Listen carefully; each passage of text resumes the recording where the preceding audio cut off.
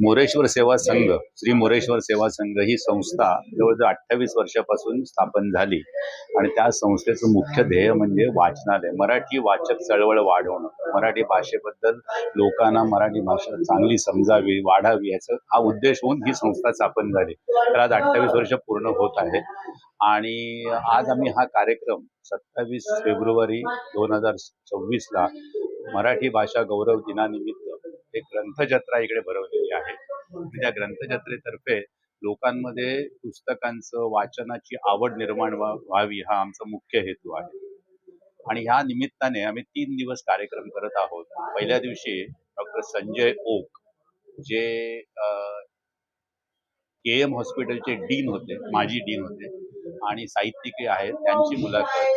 बोरिवली श्री मोरेश्वर सेवा संघ आणि नाना पालकर स्मृती समितीचे अध्यक्ष श्री अमेय देसाई यांनी त्यांची मुलाखत घेतली आणि अत्यंत मुलाखत यशस्वी झाली.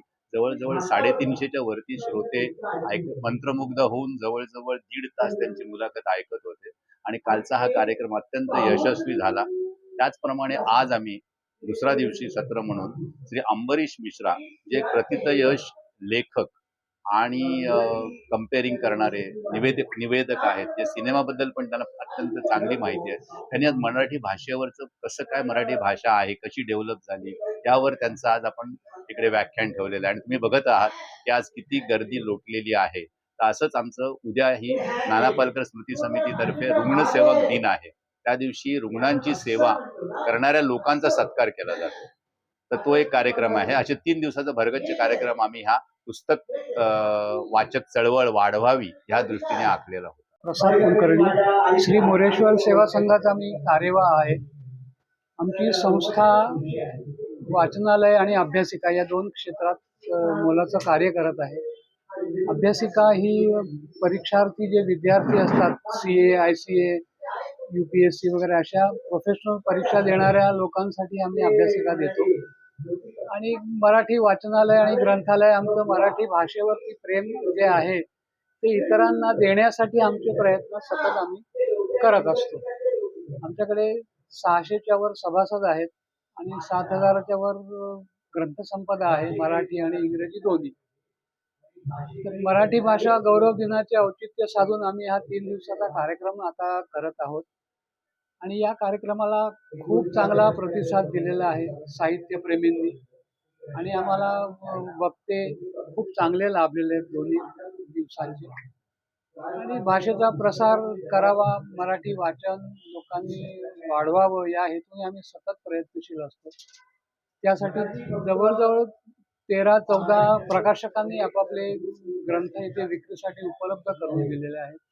भरघोस सूट पण देत आहे. आम्ही सुद्धा सभासदत्व घेण्याकरता सभासदांना सूट दिलेली आहे. बाल वाचकांना तर आम्ही मोफत पुस्तकं देतो की या पुस्तकं घेऊन जा, वाचा आणि 8 दिवसांनी परत करा. एकूण आमचा कल असा आहे की मराठी भाषेचं वाचन लोकांनी वाढवावं हा हेतू आहे आमचा या एकूण सगळ्या कार्यक्रमात मागचा. मराठी वाचक पुस्तक घ्यायला दुकानापर्यंत फार कमी जातो, शिवाय की त्याला एखादं पुस्तक हवं असेल किंवा तरच तो जातो. इथे आम्ही जवळजवळ 12 प्रकाशकांना आमंत्रित केलं आहे. त्यांनी त्यांच्या प्रकाशनाची आणि इतर प्रकाशनांची पुस्तकं विक्रीकरता उपलब्ध करून दिली आहेत, जेणेकरून इथे येणाऱ्या प्रत्येकाला अनेक पुस्तकं बघता येतील आणि त्यातून आपल्या आवडीचा लेखक, विषय या पुस्तकं तो विकत सहजपणे घेऊ शकेल. त्याच्याने काय होईल की थोडं त्याचं मराठी वाचन वाढेल, ते पुस्तक तो घरातली लोक वाचतील, तो अजून परिवारांना देऊ शकेल. त्यामुळे एक पुस्तक विकलं गेलं की 4 माणसं वाचक उभे राहतात लगेच. आमचा ग्रंथजत्रा भरवण्याचा हेतू हाच आहे. संस्था आमची खूप रजिस्टर्ड संस्था आहे. चॅरिटी कमिशनरकडे रजिस्टर केलेली आहे. आमची कार्यकारिणी आहे. आमच्या कार्यकारिणीत एकूण 13 सदस्य आहेत आणि महिला कार्यकारिणी सदस्य आमचे सरकारच्या नियमापेक्षा जास्त आहेत, कारण महिला वेळ देऊ शकतात, महिला वाचतात आणि महिला घरामधील लोकांना प्रभाव टाकू शकतात की वाचन करा वगैरे. आणि आम्ही सगळे एकत्र मिळून हे सगळं संस्थेचं कार्य करत आहोत.